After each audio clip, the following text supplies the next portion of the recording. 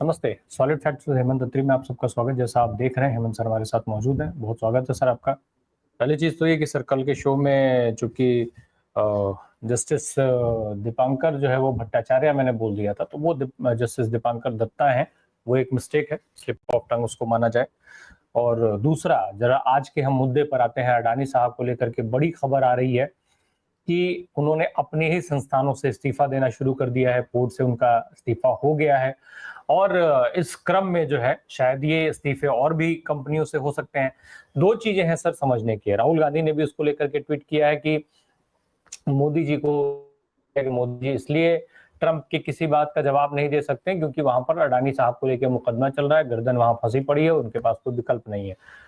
सवाल मेरा ये है सर, एक तो कंपनियों का ये सामान्य तौर पे भी होता है कि बहुत सारे डायरेक्टर इधर से उधर होते हैं, इस कंपनी से छोड़ेंगे उस कंपनी में ज्वाइन करेंगे, उस कंपनी से छोड़ेंगे उस कंपनी में ज्वाइन करेंगे, ये चलता है। तो क्या ये सामान्य प्रक्रिया है या फिर अडानी जी का ऐसे समय पर जब बहुत सारी बातें चल रही हैं, दुनिया के कई देशों में इनके व्यापार को जबरन बंद कराया जा रहा है और इसके अलावा जिस तरीके से अमेरिका में गर्दन फंसी पड़ी है, इन सब का कोई कनेक्शन है अडानी जी के इस्तीफे से? राम प्रकाश जी नमस्कार, आपको सारे दर्शक साथियों को। देखिए, अडानी जी का जो पोर्ट का साम्राज्य है वो उनकी सारी कंपनियों में सबसे बड़ा साम्राज्य है। और ये कंपनी जो अडानी पोर्ट्स एंड एसईजेड है, ये दर्शकों को जानना बड़ा जरूरी है कि ये सबसे ज्यादा नेटवर्थ वाली 3 लाख करोड़ रुपए की कंपनी है। 3 ट्रिलियन की कंपनी है ये। और इसका जो भारत के अंदर बंदरगाहों से टोटल व्यापार है, हैंडलिंग जिसको आप बोलते हैं पोर्ट पे, इंडिया की टोटल का 28%, यानी कि सबसे बड़ी कंपनी भारत में अगर कोई है तो वो अडानी पोर्ट्स एंड एसईजेड है। नंबर एक बात। नंबर दो, आपने कहा कि किन परिस्थितियों में जवाब दिया, इस्तीफा दिया। बेसिकली क्या है राम प्रकाश जी, जो कभी भी इस्तीफा दिया जाता है वो डायरेक्टर, सीईओ और दूसरे लेवल पे होता है। He was executive chairman, company के मालिक हैं। और एग्जीक्यूटिव चेयरमैन का इस्तीफा कल की तारीख में हुआ, और ये कह करके जो स्टॉक एक्सचेंज फाइलिंग आप देखेंगे कि वो कल से ही लागू हो गया। आपने कभी सुना है ऐसा?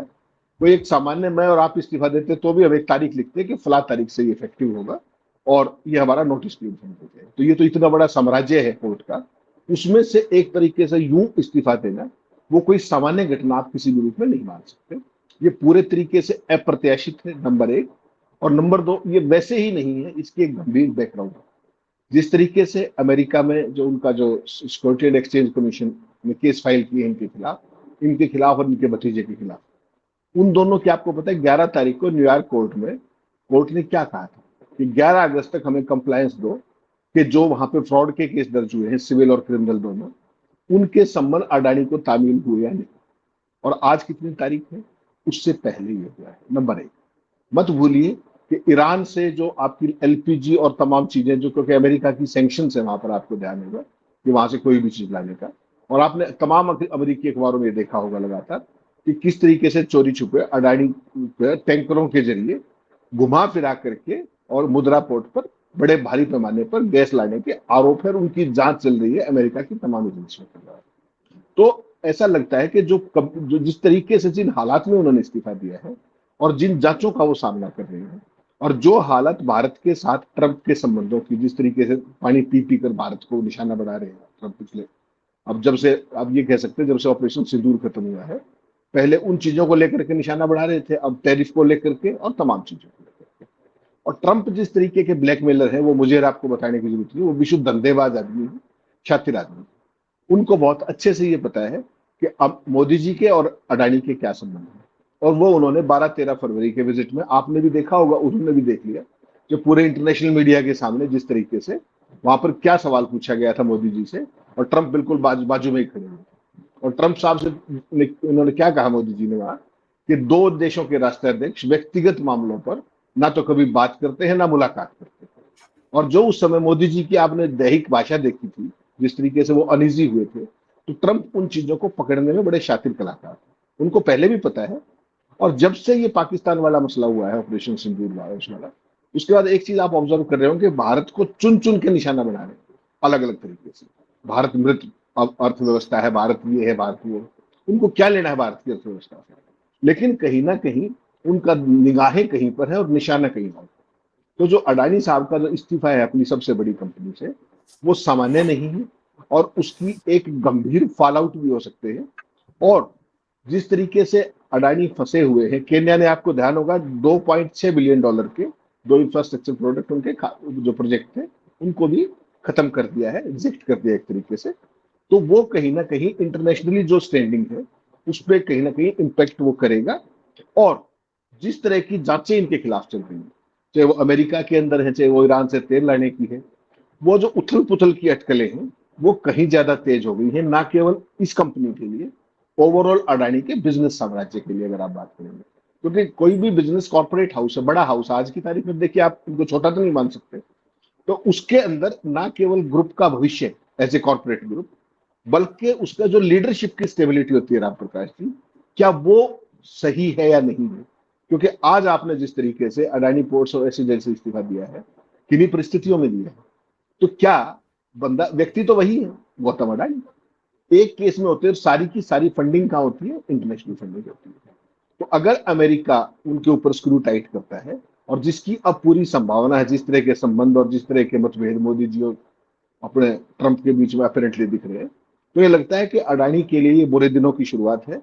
और कहीं ना कहीं अगर इसको दूर टाइम लॉन्ग टर्म में देखोगे आप, तो मोदी सत्ता के लिए भी ये बहुत खतरनाक घंटी है जो आने वाले समय में, क्योंकि एकदम at the drop of A hat इस्तीफा हुआ है कि कल ही इस्तीफा, कल ही स्टॉक एक्सचेंज फाइलिंग, और वहीं ये बता दें कि ये इस्तीफा आज से ही लागू हो गया। हालांकि अडानी के ग्रुप ने क्या कहा है कि ये सामान्य जो प्रैक्टिसेस है उसके तहत किया गया, गवर्नेंस, कॉर्पोरेट गवर्नेंस प्रैक्टिसेस के तहत। तो गवर्नेंस प्रैक्टिसेस तो बहुत पहले से है यहाँ पर, कल तो कोई नहीं लागू हो नहीं गई। तो this has come like a blue from the bolt. तो उस सारी स्थिति को आप उस तरीके से देखिए, और इसके आने वाले समय में गंभीर फॉल आउट हो सकते हैं, ना केवल ग्रुप के लिए बल्कि मोदी सत्ता के लिए भी। सबको पता है कि अडानी कितने करीब है, और क्या कहा जाता है उनके बारे में कि राजा की जान तोते में। ये आपने सुना होगा, बड़ा फेमस फ्रेज। तो कहीं ट्रंप उसको तो वो नहीं करेंगे जिसके आने वाले दिनों में देखा जाएगा। नहीं, जैसा अभी हमने देखा कि जिस जो स्क्रीन पे वीडियो दिख रही थी, किस तरीके से अडानी साहब जो है, अडानी साहब के कार्यक्रम के लिए मोदी जी पहलगाम के 26 निर्दोष नागरिकों के मारे जाने के बाद बजाय कोई कार्रवाई किए जाने के पहलगाम न जा करके अडानी साहब के कार्यक्रम में चले गए थे, और कैसे वहां पर हंसी ठिठोली कर रहे थे, शशि थरूर को कैसे वो टारगेट करके कांग्रेस को टारगेट करना चाह रहे थे, ये सबने देखा है। सर, मेरा सवाल ये है, अडानी जी के इस्तीफे का क्या कोई कनेक्शन मोदी जी के 75 साल पूरा होने से भी है क्या? मोहन भागवत ने जो बयान दिया कि 75 साल का पूरा करने की शॉल जब ओढ़ लिया आपने तो नई को जिम्मेदारी दीजिए। अडानी जी को ये समझ में आ गया है, जिस तरीके से मोदी जी का विरोध हो रहा है, कभी भी ये कुर्सी जा सकती है, और कुर्सी जाते ही तुरंत देश की जो एजेंसियां हैं उनके गिरफ्त में, उनका शिकंजा जो है वो सीधे अडानी साहब के गर्दन पे कसेगा। अडानी साहब भी उसकी तैयारी तो नहीं करने लगे? नहीं नहीं राम प्रकाश जी, देखिए, ये इसका संबंध विशुद्ध तौर पर अमेरिका से है।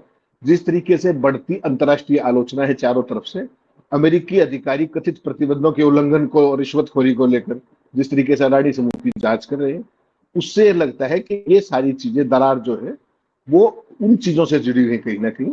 और वैश्विक जांच की जो एक बात है, संसदीय दबाव, संसद के अंदर जो कुछ चल रहा है, तो उस सब को लेकर के, और ईरान वाले आरोप खासतौर पर, उससे लगता है कि अडानी साम्राज्य उथल पुथल के दौर से गुजर रहा है। और उसमें एक बड़ी भूमिका जो ट्रंप की भारत के साथ जो कुछ चल रहा है उसकी एक बड़ी भूमिका है।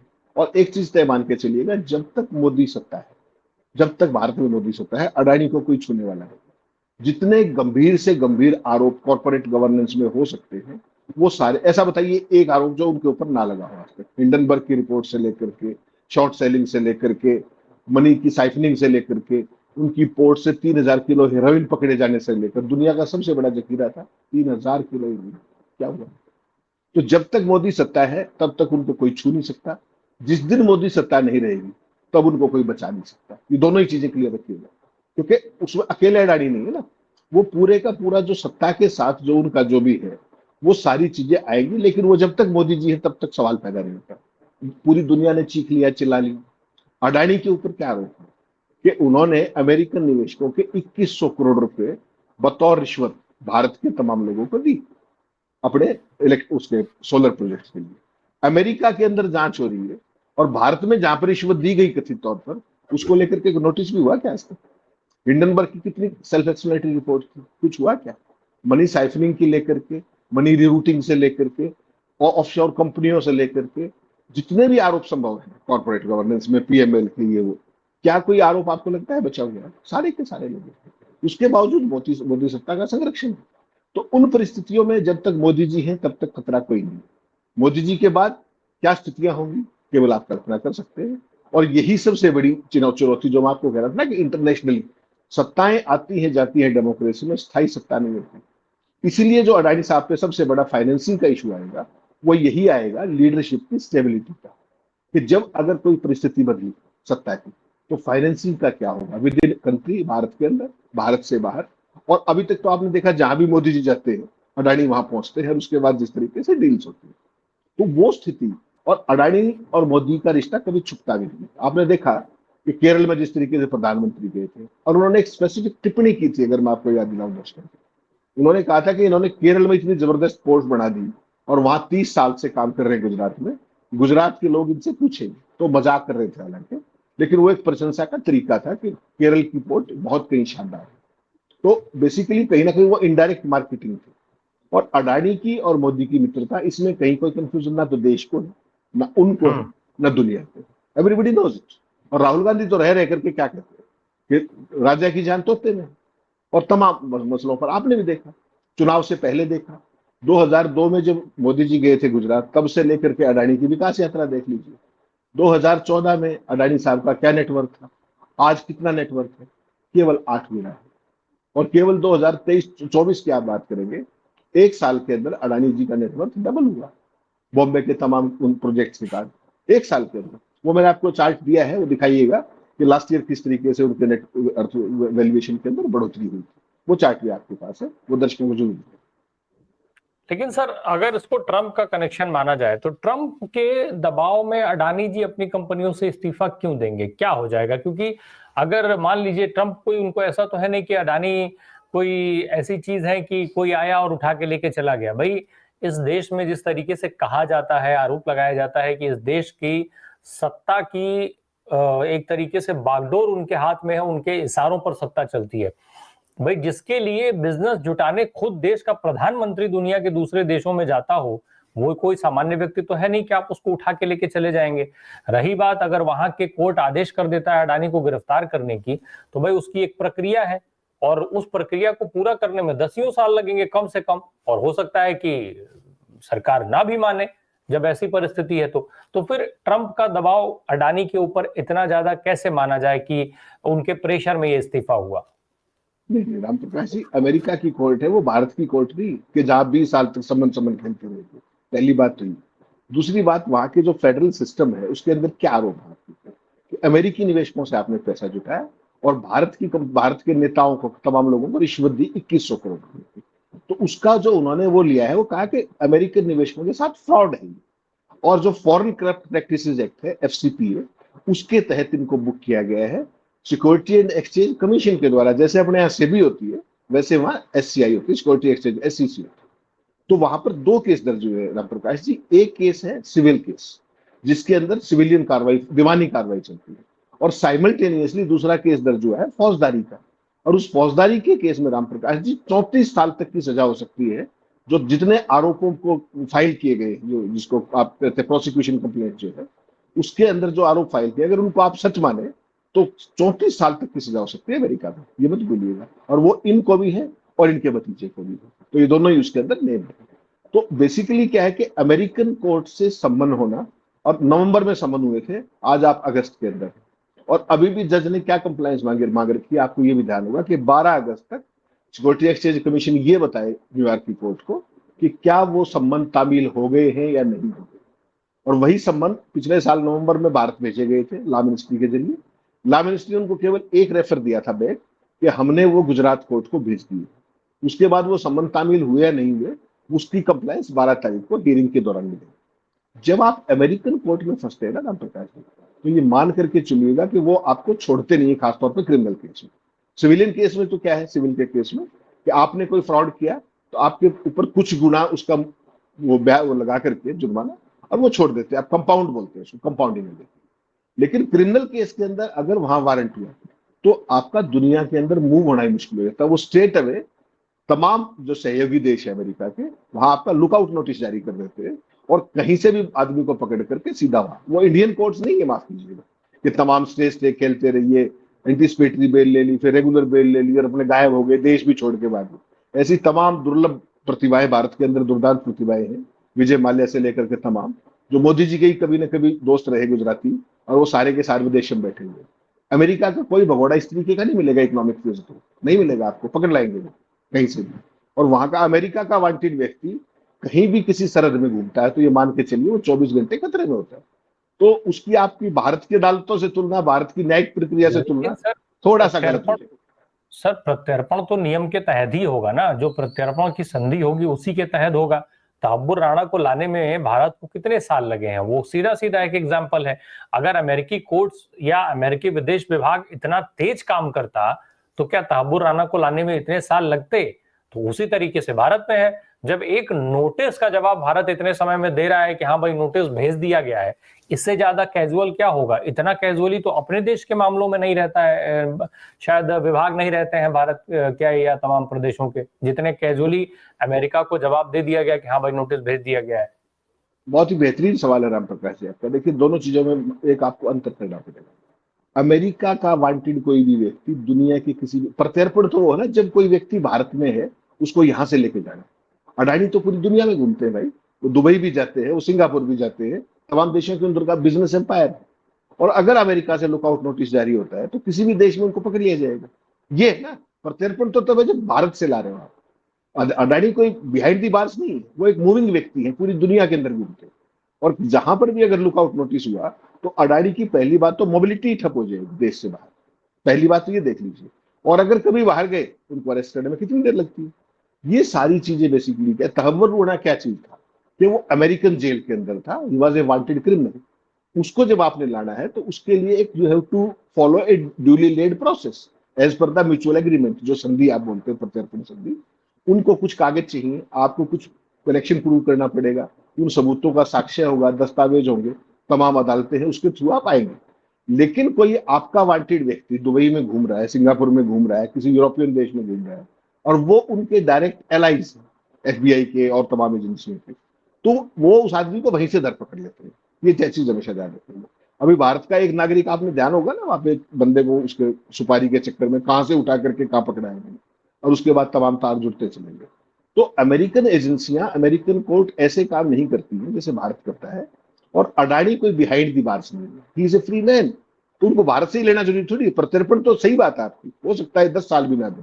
और प्रत्यर्पण रोकने का एक सबसे गजब तरीका और बताऊं आपको, कि एक छोटा सा कोई केस लगा देते हैं उस देश के अंदर, अगर नहीं भेजना हो तो ये कहेंगे जी वो तो वहां के केस फेस कर रहा है, उसके बाद हम देख लेंगे। विकास यादव के केस में आपको ध्यान होगा, उनके खिलाफ यह एक केस दर्ज है। तो वो सारी चीजें चलती है डिप्लोमेटिकली। लेकिन इस तरह की चीज जो है कि जहां अमेरिकन निवेशकों के साथ फ्रॉड, तो ये बेसिकली क्या है, ट्रंप जैसा व्यक्ति जो सनकी है और जिस तरीके की बातचीत वो कर रहा है, उसको बाजू मरोड़ने का एक बड़ा हथियार मिला हुआ है। और उसको ये पता है कि अडानी के नाम पर मोदी जी को ब्लैकमेल किया जा सकता है, उसी का लाभ उठाने की कोशिश कर सकता है। और कहीं ट्रंप को इस तरह का सर्जिकल स्ट्राइक ना करवा दे, उसको प्रिएम्प्ट करते हुए, ऐसा मेरा मानना है कि इन्होंने सुरक्षा की दृष्टि से अपना इस्तीफा दे दिया है। कहने को क्या है, आप एग्जीक्यूटिव चेयरमैन थे, अगर आपने इस्तीफा दे दिया, नॉन एग्जीक्यूटिव होगी, उससे क्या फर्क पड़ता है? कंपनी तो अडानी तो की रहेगी ना, कंपनी तो परिवार की रहेगी। ये इस्तीफा अडानी साहब के लिए कितना बड़ा हथियार है? क्या ट्रंप से, अगर ट्रंप उनके नाम पर ब्लैकमेल करना चाह रहे हैं भारत के प्रधानमंत्री को, तो या भारत के प्रधानमंत्री को क्या ही ब्लैकमेल करेंगे, मोदी जी को अगर ब्लैकमेल करना चाह रहे हैं तो वो ब्लैकमेल इस्तीफे के बाद नहीं कर पाएंगे? या जो मामला अमेरिका में चल रहा है, क्या इनके इस्तीफा दे देने से वो मामला कमजोर हो जाएगा, या इतना कमजोर हो जाएगा कि अडानी खुद को बचा सकें, गौतम अडानी गिरफ्त में ना आए, उनको पेनाल्टी ना देना पड़े? क्या इतना बड़ा हथियार है ये इस्तीफा? नहीं नहीं, बिल्कुल ही नहीं है राम प्रकाश जी। देखिए, इस्तीफा तो कल की तारीख से लागू होगा ना। जिन चीजों की जांच हो रही है वो तो उससे पहले की चीजें, सारी चीजें पुरानी। और उस समय अडानी साहब एग्जीक्यूटिव चेयरमैन थे किस चीज के, जो भी सोलर प्रोजेक्ट्स इंडिया के अंदर लगने थे, जो पैसा उगाया गया अमेरिकी निवेशकों से, उस समय तो चेयरमैन थे ना वो। तो उनके कार्यकाल के आरोप, ये तो क्या है बेसिकली कि आप मेरे ऊपर हमला करने आ रहे हैं, मैं उसको प्रिएम्प्टिव ये कर लूं कि थोड़ा सा बचने की कोशिश कर लूं। कागजी खाना पूर्ति का एक मामला है कहने को, लेकिन इसकी रेमिफिकेशंस नेशनल नहीं, इंटरनेशनल। अडानी का जो पूरा बिजनेस एम्पायर है, not only in India, globally, उसकी स्टेबिलिटी पे, उसकी फाइनेंसिंग पर, उसकी क्रेडिबिलिटी पर, उसकी कॉर्पोरेट गवर्नेंस पर, उन सारों पर सवाल उठेंगे जो अल्टीमेटली किसी भी कॉर्पोरेट हाउस के लिए बड़े खतरनाक होते हैं लॉन्ग टर्म सर्वाइवल के लिए और उसकी फर्दर ग्रोथ के लिए। इसको इस रूप में देखें आप। बेसिकली जो अगर ईरान से जो भी आप तेल लेके आए, एलपीजी लेकर के सैंक्शंस के बावजूद, तो कल से पहले लेके आए हो ना, कल के बाद के लिए ठीक है आप आउट हो गए, कंपनी जिम्मेदार हो सकती है, वो सारे आरोप तो पुराने हैं। तो आप एक तरीके से बच नहीं निकल सकते, आप केवल एक पोस्टरिंग कर रहे हो। और इस तरह की सलाह कौन देते हैं? वकील सलाह देते हैं इस तरह की कि आप ऐसा कर लीजिए, आप ऐसा कर लीजिए। लेकिन सवाल तो यह है ना कि कल के बाद तो वो मुक्त हो सकते हैं ये कह के कि मैं तो नॉन एग्जीक्यूटिव चेयरमैन, लेकिन कल से पहले तो जो कुछ भी है कंपनी के all acts of omission and commission, उसके लिए तो स्टेट अडानी जिम्मेदार है, कोई और हो ही नहीं सकता। इज एग्जीक्यूटिव चेयरमैन दे। तो ये सारी पोस्चरिंग है। और ये देखिए, और जब इस तरह की चीज में जब आपको मान लीजिए कन्विक्ट किया जाता है किसी मामले में, या समनिंग की जाती है, या कोई वारंट होता है, तो आप उस जिम्मेदारी से कैसे बचेंगे? आप कैसे कहेंगे कि मैं नहीं था उस time? You are there, very much on record. इस्तीफा तो भाई 5 अगस्त से लागू हुआ ना, तो उतनी सी बात है। ये एक प्रिएम्प्टिव चीज है कि हम उससे साइड स्टेप करने की कोशिश कर लें, केवल इतना। एक और चीज है सर, ट्रम्प साहब की बात हो रही है, ट्रम्प साहब भारत को आंख दिखा रहे हैं, वो कह रहे हैं 25% टैरिफ लगा दूंगा, और बड़ा टैरिफ लगा दूंगा, ये कर दूंगा, पेनल्टी लगा दूंगा इत्यादि। खबर तो ये है कि भाई वो खुद जिस इकोनॉमी को डेड बता रहे हैं वहीं से वो माल बना रहे हैं। तो जब माल बना रहे हैं तो इस देश से वो धमका तो सकते हैं, लेकिन क्या वास्तव में नुकसान कर सकते हैं? और क्या ये एंगल मोदी जी की समझ में नहीं आ रहा है कि ट्रम्प भी वास्तव में, भाई आज की तारीख में पैसा बड़ी चीज है और ट्रम्प एक व्यापारी हैं, उनके लिए भी पैसा उतना ही इंपॉर्टेंट है। तो मोदी जी इस खेल को नहीं समझ पा रहे हैं कि उनके पास भी एक तुरुप का इक्का है जिसको चलना चाहिए उनके ट्रम्प के सामने। बहुत ही बेहतरीन सवाल है राम प्रकाश जी आपका। ट्रंप की तो जो ये चीज है, अगर मोदी जी को हल्की, देखिए मोदी डायरेक्ट कहीं अमेरिका में इन्वॉल्व नहीं है उस तरीके से ऑन पेपर। अडानी इन्वॉल्व है, तो अडानी से पल्ला भी झाड़ा जा सकता है किसी स्टेज पे। लेकिन ट्रंप, डोनाल्ड ट्रंप की जो कंपनी है ट्रंप ऑर्गेनाइजेशन, उसका भारत में कितना धंधा है केवल आप कल्पना कर सकते हो। ट्रंप ऑर्गेनाइजेशन का 6 जो शेयर है भारत के, उनके अंदर ट्रंप ऑर्गेनाइजेशन का धंधा है बहुत बड़े पैमाने पर। और वो शेयर कौन से हैं? 1 करोड़ 10 लाख स्क्वायर फीट का वो धंधा कर रहे हैं रियल एस्टेट का भारत के अंदर। और वो शहर कौन से हैं? पुणे का ट्रंप वर्ल्ड सेंटर, नोएडा में ट्रंप रेजिडेंसीज, गुरुग्राम, बेंगलुरु, हैदराबाद, मुंबई, इन सारे शहरों में ट्रंप टावर का धंधा डोनाल्ड ट्रंप के परिवार का है, ये ध्यान रखिएगा। दूसरा, भारतीय अर्थव्यवस्था को श्रीमान जी मृत बताते हैं। और अमेरिका का के बाद अगर ट्रंप का सबसे बड़ा कोई व्यापार है ट्रंप टावर्स, ट्रंप ऑर्गेनाइजेशन का, तो भारत के अंदर ही, याद रखिएगा। उसको मृत बताते हैं। ये दोगलापन, ये फर्जीवाड़ा जो है, उस आदमी का ही समझना चाहिए आपको। और वो पिछले 10 सालों की बात आ रहा हूँ, केवल पिछले साल में ट्रंप ऑर्गेनाइजेशन ने भारत से 175 करोड़ रुपया कमाया लास्ट ईयर में। तो अगर बेसिकली मोदी जी चाहे तो 1 मिनट में आर्ट ट्विस्टिंग उनकी भी हो सकती है। और उनके यहाँ तो बहुत बड़े कारनामे भी। उनके जो 2-3 जो पार्टनर हैं, उनके ऊपर तो गुड़गावा में एक जज को रिश्वत देने तक का आरोप है, पकड़े भी गए हैं लोग। तो अगर फॉरेन करप्ट प्रैक्टिसेस एक्ट अगर अडानी के ऊपर लग सकता है, तो अडानी तो मोदी के सगे तो नहीं है ना। और ट्रंप ऑर्गेनाइजेशन की डायरेक्टली किसके पास ओनरशिप है, होल्डिंग किसके पास है? ट्रंप के परिवार के पास। लेकिन वो हिम्मत कहां से लाएंगे आप? सवाल तो हिम्मत लाने का है ना। अगर ट्रंप को इसी रिश्वत वाले मामले में, जो जज को रिश्वत वाला मामला है, इनकी जो भारत के अंदर एक्सपेंशन की सारी इनका भारत के अंदर जो बिजनेस पार्टनर है, दैट इज ट्राइबेका डेवलपर्स, उसके ऊपर वो आरोप है। तो आपके अगर पार्टनर के ऊपर आरोप है तो आप भी उसमें कवर होते हैं कहीं ना कहीं, डायरेक्टली इन्वॉल्व है। लेकिन ट्रंप को छुएगा कौन? और इसी गलतफहमी का और इसी भारत की कमजोरी का तो फायदा उठा रहा है। अगर एक नोटिस पकड़ा दीजिए आप ट्रंप ऑर्गेनाइजेशन को, इतने शहरों के अंदर तमाम वायलेशन होंगी। पिछले 8 महीने में, जब से ट्रंप दोबारा राष्ट्रपति बने हैं, नवंबर में चुनाव हुआ था, तब से लेकर के आज तक, शपथ से पहले ही उन्होंने भारत के अंदर जबरदस्त एक्सपेंशन किया है। और टू दैट एक्सटेंट भारत के अंदर तमाम शहरों में नए प्रोजेक्ट लेकर के आए हुए, गुड़गावा के अंदर, पुणे के अंदर, हैदराबाद के अंदर, मुंबई के अंदर, नोएडा के अंदर, बेंगलुरु के अंदर।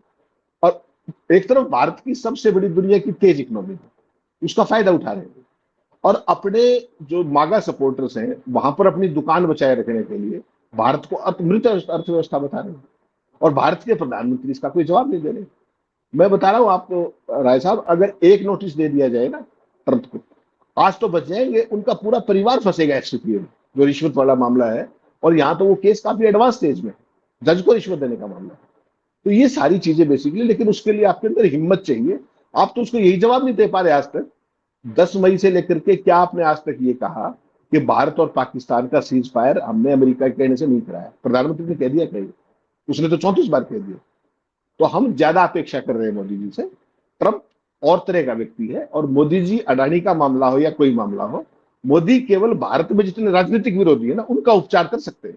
बहुत इफेक्टिवली करके दिखाया उन्होंने। ट्रंप की तरफ देख के बताए, तब पता लगे 56 इंची वर्ल्ड लीडर डंका, उन सारी बातों का तब पता लगेगा। ट्रंप और नहीं, इनको तो डायरेक्टली आप सीख सकते हैं। सारे सारे सारे शहर आपके पास है, जांच एजेंसियां आपके पास है, करिए ना। कर रहा है जो कुछ, कोई भी प्रोजेक्ट रियल एस्टेट का, आपको क्या लगता है बिना वायलेशन के हो सकता है क्या? कर लीजिए, लेकिन हिम्मत चाहिए उसके लिए। हम फिलहाल यही कामना करें कि मोदी जी डरिए मत, आगे बढ़िए, देश आपका साथ देगा ऐसे मामलों में। क्योंकि ट्रंप जो जिस तरीके से आजकल वो टैरिफ पेनल्टी इत्यादि इत्यादि कर रहे हैं, वो दरअसल ब्लैकमेल भले ही आपको कर रहे हैं, लेकिन उसका अगर उसमें से कुछ भी चीजें होती हैं तो पूरा भारत भुगतेगा। तो ऐसे में भारत हर हाल में आपके साथ खड़ा है। आप आगे बढ़िए, नोटिस इशू करिए और ट्रंप साहब के संस्थानों को सीधा उनके बिजनेस को हिट करिए। जी सर। एक छोटी सी मैं जोड़ना भूल गया कि आज राहुल गांधी ने सुबह सुबह सबसे पहला काम ये किया कि पार्लियामेंट आने से पहले उन्होंने ट्वीट किया इसी मामले के ऊपर, और सिंबॉलिकली ट्वीट किया, पूरे देश को एक तरीके से संबोधित करते हुए। तो वो दर्शकों को बताना जरूरी, आप ट्वीट भी दिखाइएगा, हिंदी में मैं बता रहा हूँ, उन्होंने अंग्रेजी में किया है कि भारतीय कृपया समझे, प्रधानमंत्री मोदी राष्ट्रपति ट्रंप की बार बार धमकियों के बावजूद उनके सामने खड़े नहीं हो पा रहे हैं।